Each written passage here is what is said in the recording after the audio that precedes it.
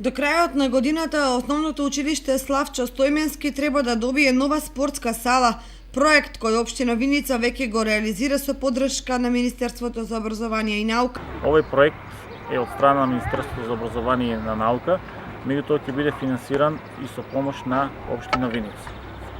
Се претпоставува дека износот ќе биде некаде околу вредноста на оваа сала ќе биде некаде околу 25 милиони денари.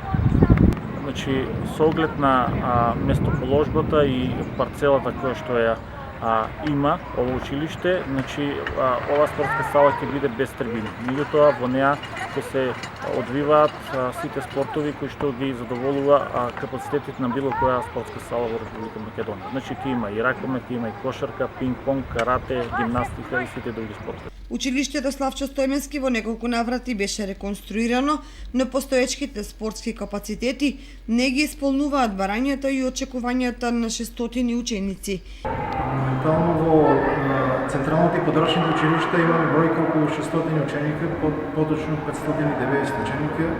Моменталната спортска сала е сала која што е импровизирана, можете сами да погледнете, направена од две ученици. Училиштето се залага за развој на физичката активност, за развој на физичкото здравје на учениците и имаме од веќе подолго време правиме напор со градоначалникот, со владата, со ние како менеджмент на училиштето да обезбедиме спортска сала за нашите ученици, да можат успешно да реализираме наставата по физичко.